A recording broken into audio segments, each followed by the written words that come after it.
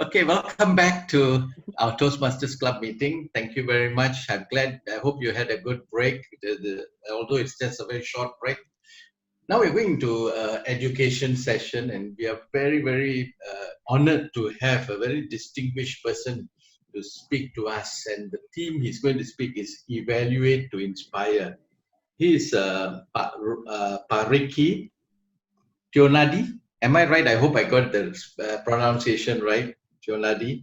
And he's someone who has just won the evaluation speech championship for District 87. Can we all give him a big hand? I think that is an amazing achievement. It's not easy, with so many good evaluators among our midst. And he's a public speaker. He's a public coach. He coaches people in the area of public speaking. And one of the things he adds to his resume, which I thought is very humbling, is that he says he's a lifetime learner. That's an amazing virtue. We all should be that, a lifetime learner. And so we are very happy to have him with us to share this educational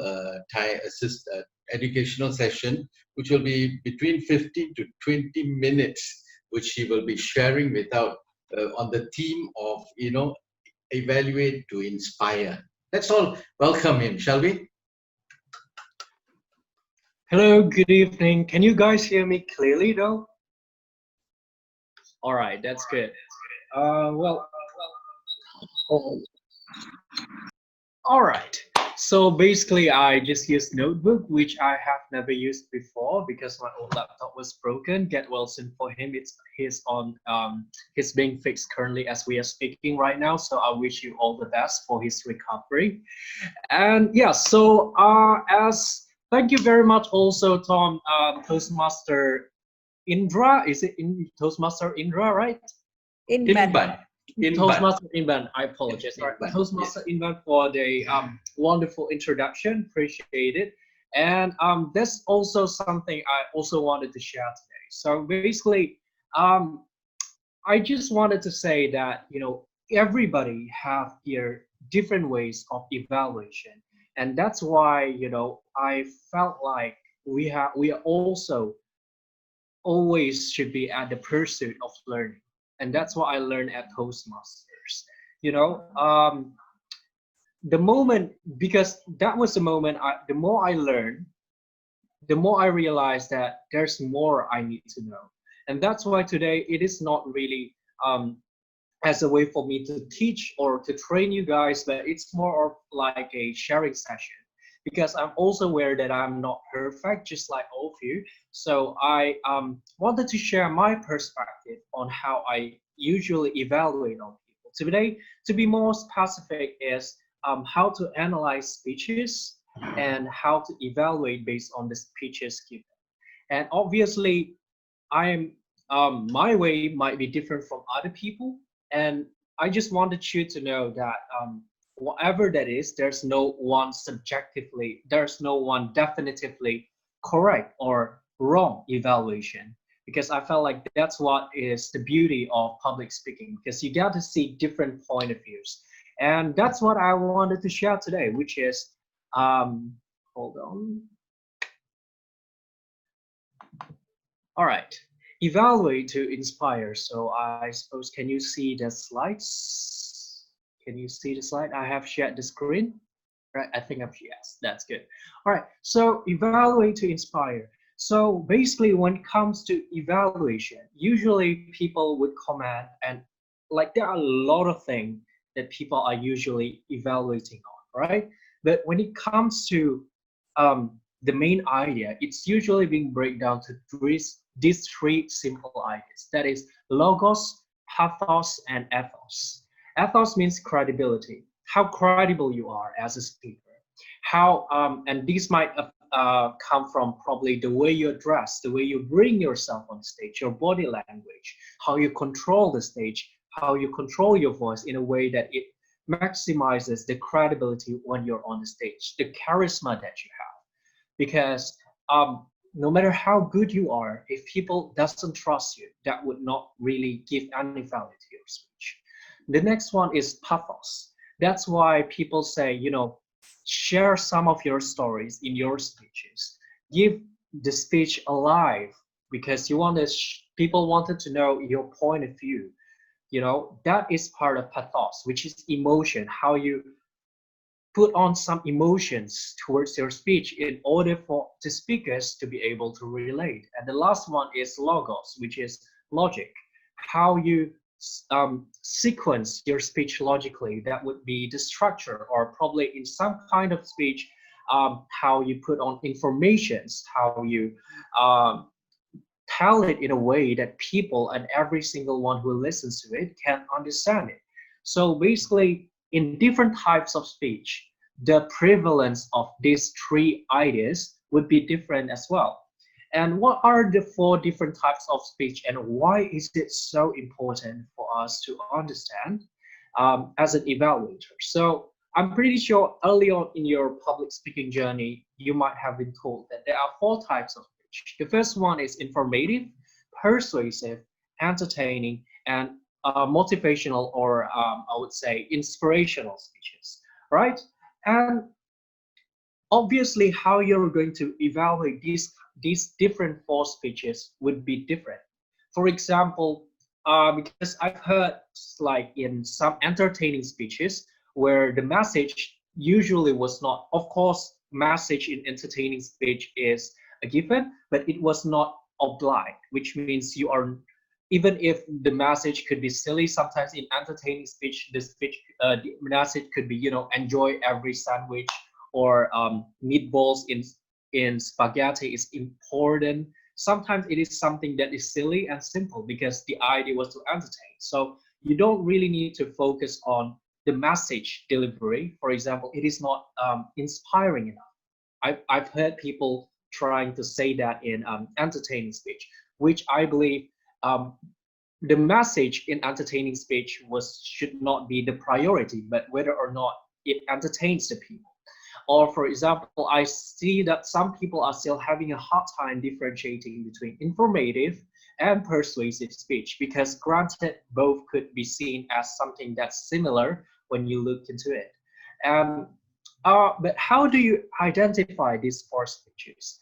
In the end, it all breaks down to the very purpose of the speech themselves. However, I do understand that sometimes when you're listening to speakers, delivering speeches, it might not be clear. For example, maybe you haven't known the evaluation, the speaker that well yet, or maybe you're on an evaluation contest, right, where you don't really know what type of speech the speakers are delivering. So today I will help you, and I will just share to you a bit of how to identify and see these four in types of speeches, and also at the same time how to evaluate the people accordingly.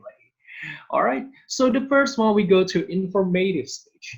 Now, informative speech, usually they would requires the usage of descriptions, demonstrations, and vivid details. So basically, they describe something, they demonstrate something, and the detail is usually much more vivid. And it focuses on explaining how to do something rather than why we should do something.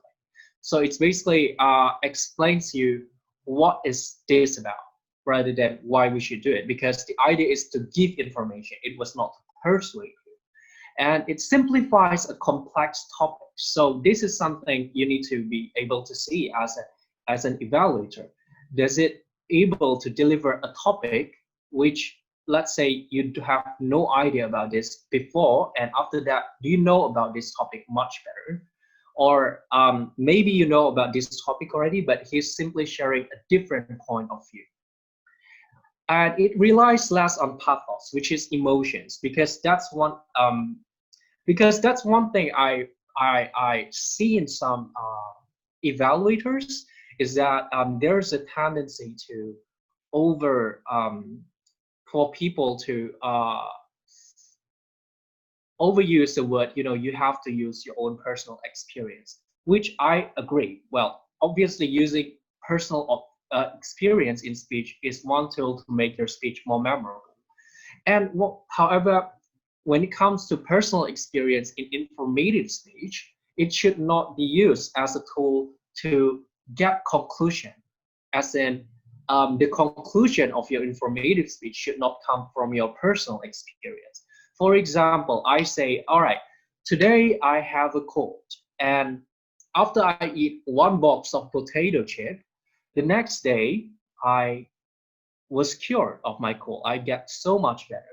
So it could be assumed, so ladies and gentlemen, potato chip is actually a cure for a common cold. Can you give that conclusion? Obviously not, right? Obviously, this is a more extreme example, but you get what I'm saying. So basically, you could use your own personal experience, but it should not be used as a media to get the conclusion of the informations. The conclusion of the information should be something you get from the informations presented, which is usually from the experts, statistics, or data, which could be boring. However, once again, informative speech doesn't it was not your responsibility to be entertaining in informative speech. However, if you could deliver an informative speech in a way that is entertaining, that could be an additional plus point which you evaluators could identify. And lastly, it should be unbiased. The idea of informative speech is for you to get information, for you to share informations, so you could get different kinds of points of view and have the listeners get get the information. So it should be unbiased, which goes to say informative speech should be as a media to tell you facts. All right, so it is usually less of an opinion, but more also facts. Yes, and informative speech, when it comes to it, is also there's also lots of different kinds of informative speech. The first one is descriptive speech. Descriptive speech is a way of speech that creates a mental picture in the mind of audience. Usually when you're talking about sports, for example, or you're talking about history, sometimes it could be so broad and it could be very simple as well. So basically, when you are trying to create a certain picture in the mind of audience, that is descriptive speech. Next one is demonstrative speech. This one is quite simple. It's how to. It's usually a how-to video. How to get a girlfriend, for example. How to get a boyfriend. I might need how to get a girlfriend since I'm single, for example. And unfortunately, it doesn't work for me lately. So it's probably something else. All right, let's not talk about something sad. Let's talk about something else. That's like how to evaluate speeches, for example. So that's it. And next one is explanatory speech, which is explains a state of a topic. So it basically explains further of a certain topic. And lastly, it is a definition speech, which explains a concept of theory. Now, obviously, understanding these four types of, obviously, there are more in-depth explanation on how to um, evaluate these four types of speeches. However, that would be a topic for another times of evaluation. But the main idea I want you to know was that there's four different types of informative speech, and it would be wise for you to know it before. Perhaps you could talk to the speaker before, or for you to at least try to learn how to analyze these types of informative speech, so you can give your evaluation accordingly. Obviously, these four types of speech have four different ways of evaluating it. But I think for starter, because I'm a believer of doing it one step at a time. So I don't want to talk too far into it. So I think at this moment it should be focused on whether or not the information are delivered in a way that it is too structured. Is the information too overwhelming? For example, like the topic supposed to be, you're supposed to simplify a certain topic. Could it are you probably overwhelming people with too much informations, or is it vivid enough? Is it explained in a way that it's easier for people to understand, and is it unbiased in the delivery of the message? And after the informative speech, we have persuasive speech. Now, persuasive speech, they utilize three modes of persuasion, because ethos, pathos, and logos is actually used as a way to demonstrate a good persuasion, which is they should use credibility, emotions, and logic. However, most experts, if you ask to choose, most experts would argue that ethos is the most important appeal in persuasive speech because basically, in order for you to get those people to believe in you, you need to have the credibility. So, in persuasive speech, it is said that the more credibility you have, the more capital you have. Credibility is the capital of persuasion. Basically, the more charisma you have, the easier it is for people to be persuaded. That's why a lot of scam artists or maybe hustlers, they tend to be someone who is very charismatic. They wear suits. They are usually very charming, and because they understand that their own credibility, how people look at them, is one huge key in order to get their success in persuading. And next is factors which affect the success, maybe their body language, audience willingness to accept their ideas, and their speech environment, and audience analysis. Now, this is one part of persuasive speech that people tend to forget when they are delivering a persuasive speech. Now, when you look at most successful persuasive speeches, they tend to have audience analysis. Now, what is audience analysis? All right, so as I've mentioned before, there are three modes of persuasion, right? Ethos, pathos, and logos. Now, pathos, which is emotion, is one thing that most people is a method of persuasion, and most of the time, most of the persuasive speech I heard, they use their own personal stories to give in emotions to their speech, which is great, which is good. A lot of people should strive to use their own stories to make it more original, and it's easier for people to relate with their own personal story. But when they're using their personal stories, sometimes they also forgot to identify whether or not the audience understands it. Now, audience analysis is a method in persuasive speech in which you ask the audience to feel. You ask the audience to know how it felt like so when something happened. For example, let's just talk about something very simple. When let's just say you are trying to persuade parents not to tell their child that Santa Claus is fake. So rather than talking about how I experienced something, I would rather tell the audience. So, ladies and gentlemen, may I know how you feel when you first know that Santa Claus is actually fake? So in this audience analysis, you actually touch your own, your own audience's feelings, um, which is something which kind of reminds me because a few days ago my friend actually is insurance agent, and he convinced me to join insurance, and he's also using this technique. So in fact, instead of saying I do this for my mother's health, the reason I joined insurance is because of my mother's health. No, instead he asked me, Rick, do you think how would you feel if someone you love got into like some kinds of sickness and you don't have enough money to pay for it? Would you feel sad? Obviously I would. And that is part of audience analysis, and it is usually used in persuasive speech in order to maximize the effect of the persuasiveness because it touches the emotions directly.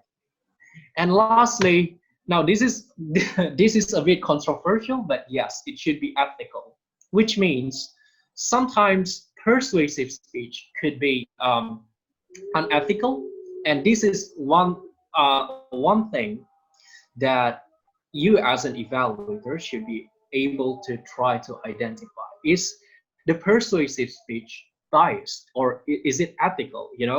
Is it basically there are a lot of ways to understand ethics in persuasive speech. The truthfulness, is it based on truth? Is it is it done with the respect for the audience?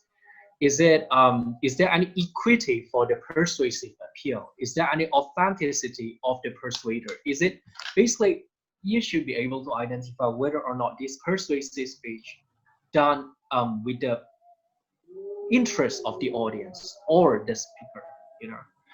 And that's why my apologies, it should be types of persuasive speech. It's a typo, but basically, so there are a few types of persuasive speech. The first one is convincing speech. It is used to change mind or accepting the point of view. Actuation speech is to invite a certain action, which is, you know, don't throw trash, you know, it's the basic let's go vote. And last is stimulation speeches, is to believe more enthusiastically in a view. Some other one of the biggest example of this would be the existence of TLI, you know, or maybe the reason why we attend Toastmasters every day, because yes, we have passion in public speaking, but stimulation, we need stimulation in order to improve it more. There's also use in religious practices, where you're to attend church every maybe your religious institution every now and then in order to stimulate your belief. Yeah. So this is the purpose of stimulation speeches. So these are the types of persuasive speeches. Now the main question is, what is the difference between persuasive speech and informative? Now this is one question I get asked a lot. And actually, the answer is quite simple. It is the purpose of the speech, which is the purpose to convince, to persuade you, or is the purpose is to give you information? So persuasive speech could at the same time have information, but persuasive speech cannot be informative. If you got one. I mean, persuasive speech can be informative, but informative speech cannot be persuasive. Yes, you can put information in your persuasive speech, but your informative speech should not be able to persuade people. Because the idea is when you, this also comes from the evaluators and the speaker's point of view. When you are delivering the speech, in the end, the message, what is the message you get from the speech? Is it a call of action? Is it a stimulation? Is it a way to change your point of view, or is it just information as a whole? And that's what you should, what you could see from persuasive speech and informative speech. Now, that is the two types of speech that's usually very complicated and people tend to get mixed for. And I hope this could get this could clear up the understandings between two parts of these speeches. And next is the third speech is entertaining speech. Now, this is where this is usually much more simple. You could understand entertaining speeches when the main idea of the speech, the basic idea was to entertain people. Now, you've seen a lot of entertaining speeches. Think of stand-up comedy. Think of roasting speeches. Think of speech for special occasion, humorous speeches. Now, obviously, these are types of entertaining speech. The idea was to entertain people, and it usually it doesn't really rely much on the message, as in, it is not an obligatory to provide like a strong message. Of course, if there's a message, that's also okay. That's why if you look at like humorous speeches, adjudicating sheet, it doesn't really have much score for message of the speech, but more of the value, which is the jokes value. So it is one basic idea of entertaining speech, which is to entertain. And next is obviously there are four things that you might want to consider: is preparation, adaptiveness to occasion, adaptiveness to audience, and the timing. Now, timing would be like when they are laughing, are they pausing before when they are laughing? Preparation, are they prepared to the joke, or does it seem as if they're just reading from the scripts when they're joking? Adaptiveness to occasion and audience would be, whether the jokes are something that they could adapt to the occasions, because obviously different occasion calls for different kinds of jokes, right? And for example, when you're talking about something about Toastmasters, it would fit to the other Toastmasters. However, if you're delivering a humorous speech about Toastmasters in other organization, it might not be as strong because chances are people might not understand that, might not heard of Toastmasters. And lastly is narrative techniques are usually much more recommended. What is a narrative technique? It is usually a technique of you basically delivering the message of your speeches. For example, well, true, I've said before that having message is not obliged in entertaining speech. Um, Sometimes people do have a message in their speeches. And in entertaining speech, I remember most of my seniors, they would usually say, having this narrative technique is much better in a way that you don't, when you deliver the message, you don't say, ladies and gentlemen, so we have to do this and that, because that would, break the overall entertaining value. So rather than saying that, it's better if you just deliver it in a narrative way, which is, for example, when you're talking about don't throw trashes on the street, rather than saying, ladies and gentlemen, we should stop throwing trashes on the street, it's better if you say, so ladies and gentlemen, whenever I see trashes on the street, I would be reminded again of the value of why we should never ever throw trashes on the street. And I would pick the trash up and I would throw it on the trash. So you're basically using stories to send the message. Obviously, you could also use this in inspirational speeches as well. Yeah, so that's basically the idea of entertaining speech. And lastly is inspirational speeches. The first one, obviously the key was to inspire people. Now, this is the speeches that we heard a lot in Toastmasters. Usually we heard them in international speech contests, and you relies mainly on pathos aspect of the speech, is how you incite emotions within people, which means how you use your stories, how you choose your words, how you choose your emotions. Um, it it have a lot of prevalence in whether or not your inspirational speech would work, and that's it. So it is inspirational and entertaining speeches are usually much easier to be identified.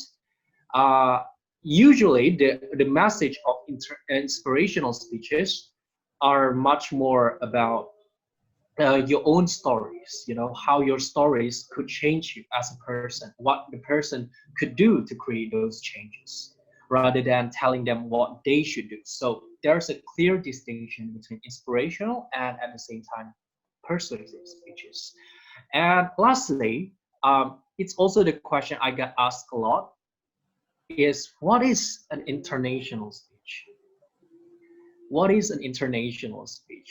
Um, can international speech be persuasive speech? Can international speech be informative speech? Or the main idea we heard about international speech, that the main thing that people usually assume when it comes to international speech, is that it is uh, motivation. It is an inspirational speech.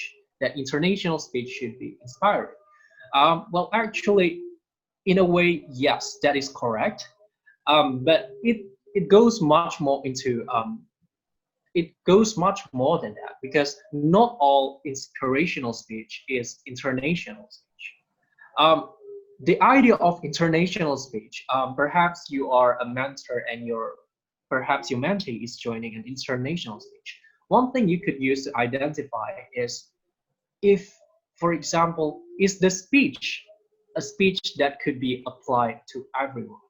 The idea of international speech is that it could be applied to everybody, regardless of age, gender, race, sexuality, uh, country of origins, and that's the reason why it's called international speech. So, for example, if you're talking about family life in your speech, you need to make it in a way that people who doesn't have family can understand.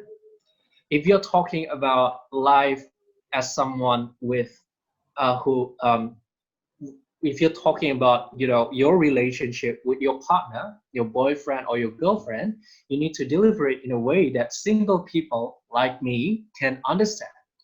So that is one challenge that is an international speaker would usually face. Obviously, yes, you cannot please everybody.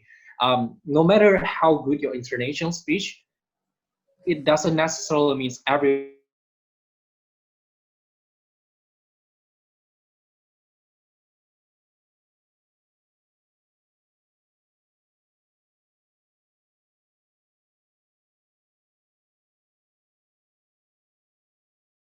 Everyone can understand it. So that is the idea of international speech. So yes, sometimes international speech could be entertaining. Obviously, since according to the judging sheet, you're supposed to deliver a message. So entertaining speech with message. Um, it could be persuasive. It could be inspirational. The basic idea was, as long as you could deliver it in a way that everyone can understand internationally, then that in itself is an international speech. And obviously, these are the four types of speech that is usually presented in your daily life as an evaluators. And how you identify these four different speeches would obviously affect how you evaluate the speakers themselves. And I believe that we as a human should always be in a pursuit of learning new things every day. And so do I. I'm also learning new things every day. So that's why I felt like it is such a wonderful opportunity for me to share this so we can understand different points of views in how we see evaluation. Obviously, how you evaluate people, that's a lot of it. If I want to talk about this for days, it might not be, there might not even be enough time because evaluation is so in depth. We could discuss about this all day. And however, today my purpose was to share to you about what is the first ways of me when I'm as an evaluator. Whenever I look for something to evaluate, I identify the types of speech they are delivering, so I can identify what really matters, what should be evaluated as a priority. Because when you're evaluating someone, sometimes there might not be enough time to evaluate all of them, right? Like maybe they have, let's say, 5 improvements. There's no way you're going to save 5 of them. Firstly, it could maybe it would probably make the speaker feel bad when they're given too much evaluation, and they could feel overwhelmed. At the same time, I'm a believer of doing one thing one at a time. So you don't want to give too many evaluations. So it is very imperative that you know how to prioritize which evaluation should be given first in order for them to get the most out of it. And that being said, that was the end of my educational session for today. I would like to thank Rona for giving me such a wonderful opportunity, and also Hand Toastmasters for having me. Oh my God, I felt like Surabaya is like my second Toastmaster family again. And that being said, I'll give the control back to you. Thank you. Thank you, Toastmaster Ricky. Was just amazing because, there's so much you gave us today to really consider. And I'm sure all of us have got perhaps some questions or some feedback, but time is a constraint. Nevertheless, we suggest that you put it on the chat, and then we will try and sort it out and answer or ask Toastmaster Ricky some feedback. But one of the things that I really thought that was very powerful in your sharing was that we tend to evaluate very generally, say the good, the bad, and today you opened up our minds to be sensitive to the three aspects, ethos, pathos, logo, and the four types of speech, which we often overlook, whether it's information, persuasive, entertaining, or motivational. And that is the purpose, I believe, of the evaluator sharing the project, scope of the project at every prepared speech. So I hope all of us here can take note of what Toastmaster Ricky shared with us, because we tend to generalize everything and just give a lump sum. And no doubt we have only 2 to 3 minutes of evaluation for most of the prepared speech. But if you know in advance, what is it that you're evaluating? Is it going to be entertaining? Is it going to be motivational? Is it going to be persuasive? Is it going to be informational? Then we could be very precise in our evaluation. And that will also help the person who is doing the project. Does that make sense? I hope that there's so much that, Toastmaster Ricky has given up. I want to say one more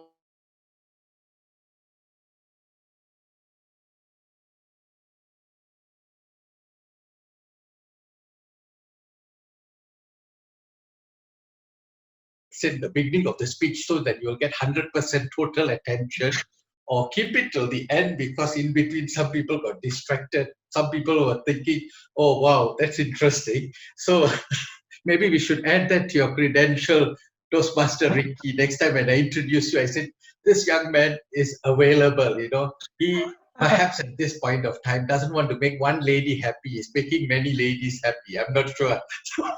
So anyway, it was a great, great educational, session. I learned so much from you, and I think I will become more sensitive to what you're saying because my evaluation has been very mundane, boring, and standard. But then you opened up certain areas that I can really focus on in future when I do evaluation. Now, if there are questions, can you put it in the chat group? And while the evaluation is going on for the prepared speech, I think those who are doing the prepared speech, wow, you're under a lot of pressure now. No, I'm just kidding.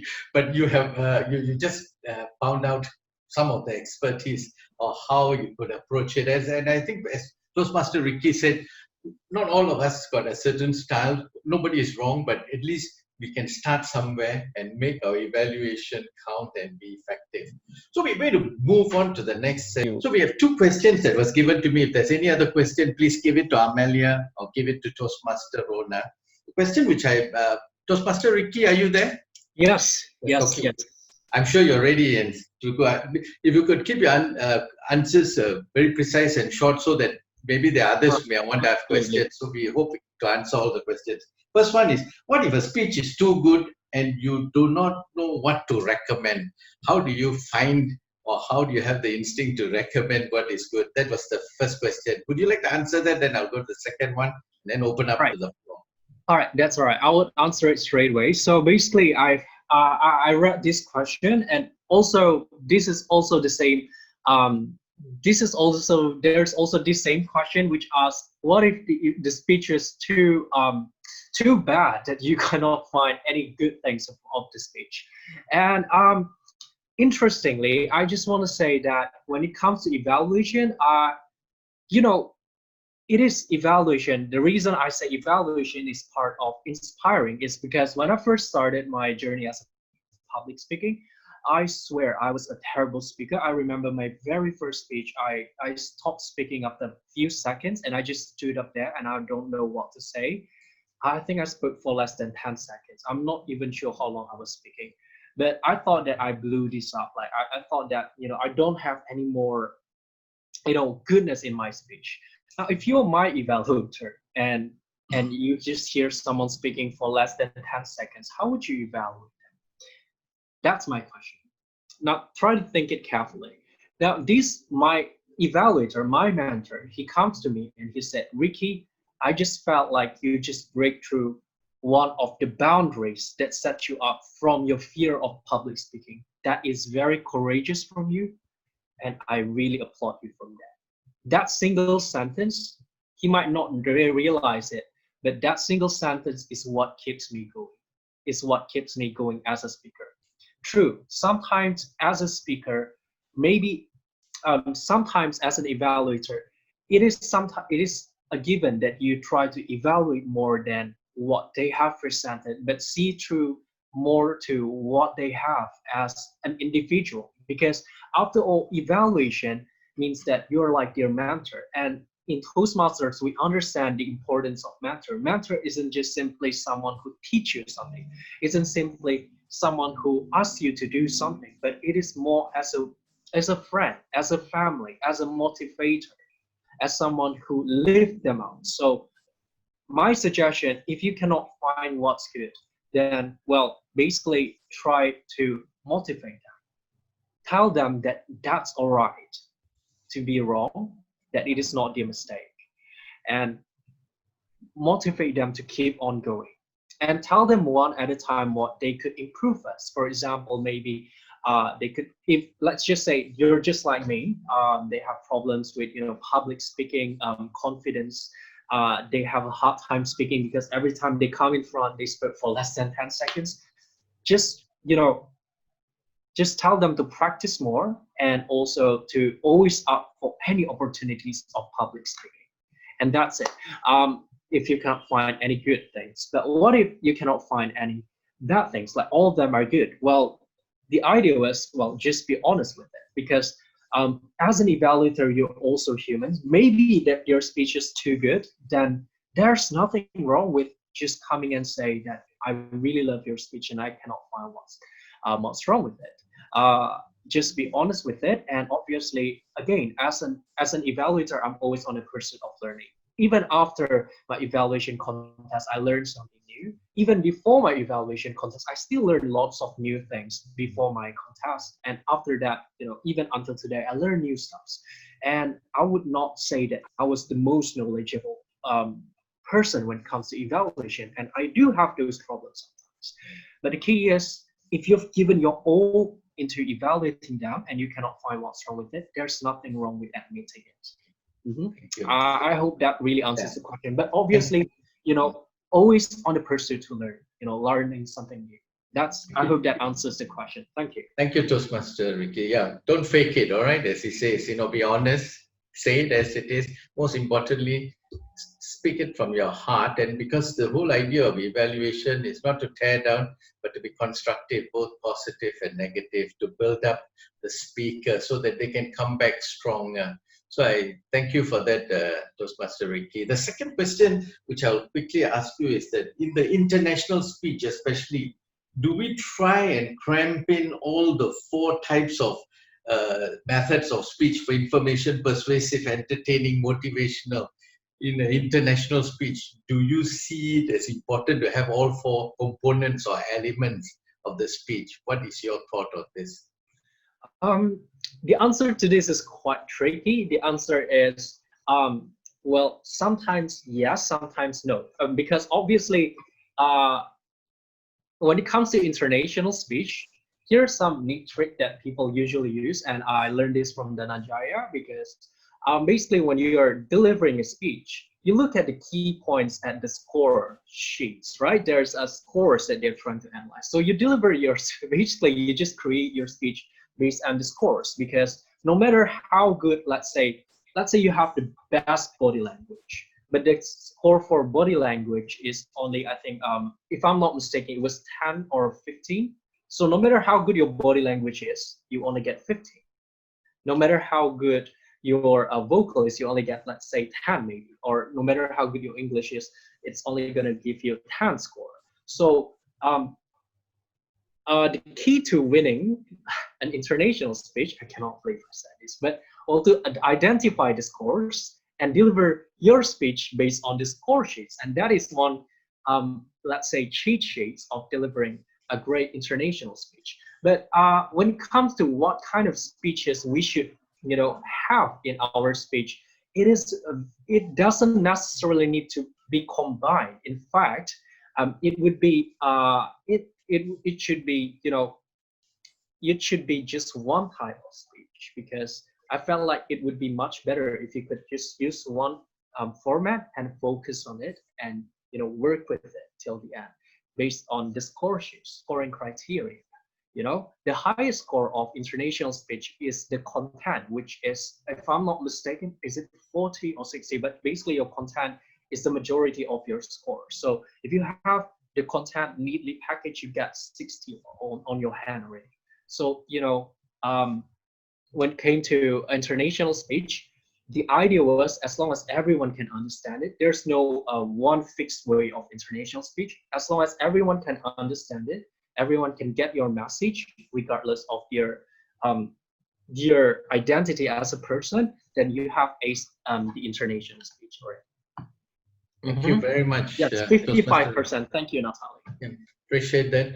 I don't have any other questions. If there's anyone with a very quick question, you're welcome to. I want to open it up to the floor very quickly. Just Actually, one I do question. have some questions that Yeah. sent to me through personal message, if you don't All right. mind.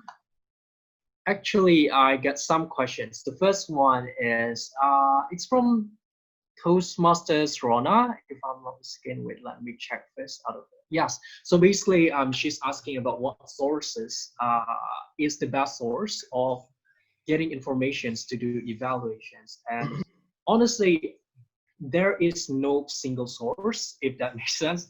Um, as I've said, we should always be in the pursuit of learning. That's why I always like to join in different club speeches. Even after years in Toastmasters, I always still come and listen to every single speeches. It's because you could learn a lot from seeing different types of people. You could learn a lot by reading. You could learn a lot by watching lots of movies, watching lots of speakers, and there's no shortcut to it. There's no one definitive source. One source you could look for was obviously Toastmasters International manuals, because most of my informations I posted just now, it comes from Toastmasters International's manuals, really, and I just simplify it in order for you to understand. But the basic idea was the more you read, the better it is, the higher chances it is for you to understand and having different types of analysis of speeches. Thank So you. yes. Yes. Thank you very much.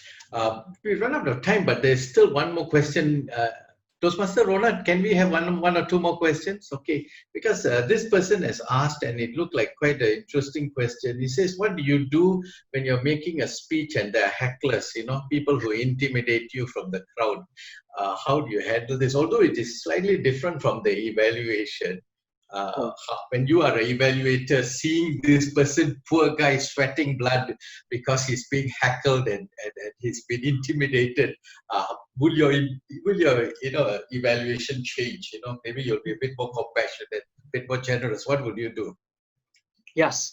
Okay. So firstly, I just wanted to stress that hecklers are people, all right, and what they think, their actions is something that is most likely out of your control. So first thing first is for you to understand that this was not your mistake. All right. So the basic the if let's just say, because hecklers comes in a lot of forms. Sometimes they come out of pure intention. Maybe they just want to ask questions, like they keep on saying, hey, well, what about this? What about that? And the simple idea is you just tell them, well, I will answer at the end of the meeting if you'd let me just move on with my speech.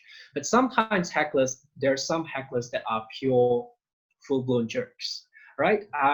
My key idea was to stay quiet and just look at them until they get quiet. And if they can't get the idea, then I would have, I would usually it is the initiative from one of the committee, usually the SAA, to escort that person nicely out of the building.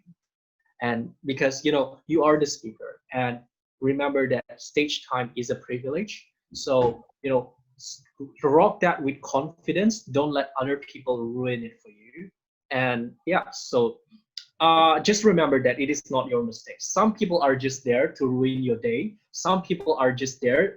They like to tear people down to build themselves up, and don't get too work out on that. And I believe that a lot of speakers here could attest to it. If you've been a senior for, you've dealt with lots of people long enough, you realize. And I know it's not easy. Yes, it's not easy.